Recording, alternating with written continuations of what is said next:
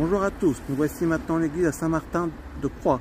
C'est une église catholique, elle dépend du doyenné de Roubaix, de l'archidiocèse de Lille, et elle est dédiée à Saint-Martin, apôtre des Gaules. L'église est avec la poussée démographique due à l'industrialisation au courant du 19e siècle. Croix a besoin d'une nouvelle église. L'ancienne, fondée au XIIIe siècle, avait été vendue comme bien national et démolie en 1799.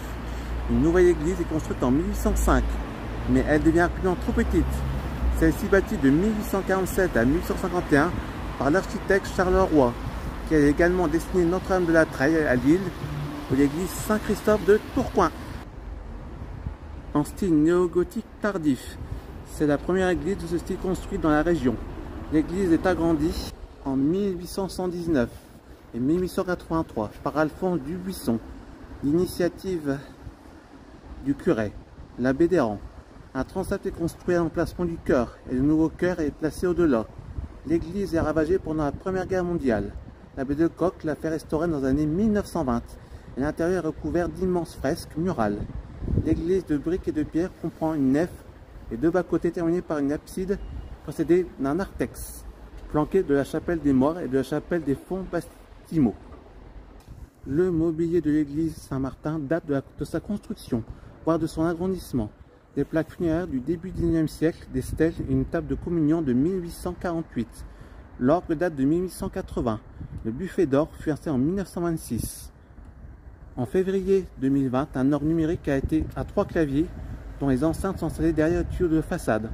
On place l'orgue à tuyau qui nécessite à nouveau une restauration. Son coût est de 40 000 €.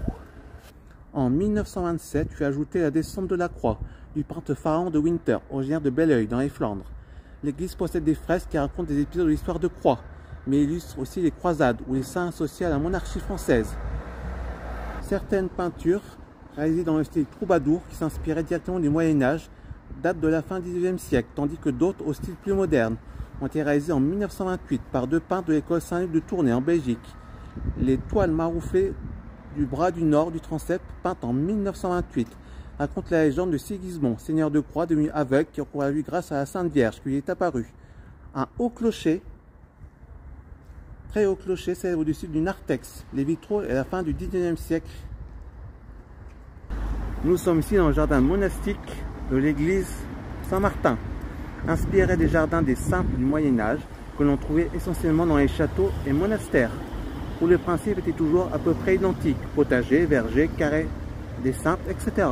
Souvent complété par les nobles, un jardin dit de plaisance, le préau, où l'on passait du temps à parler de philosophie, de science, de poésie, où l'on courtisait de belles dames.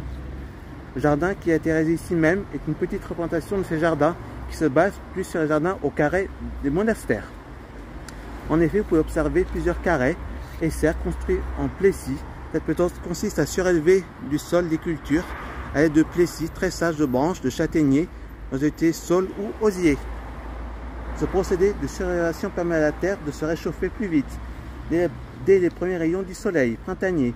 Chaque carré possédait une collection de plantes ayant un but bien défini pour la vie de tous les jours. Ce très joli jardin est réalisé par les espaces verts de la ville de Croix.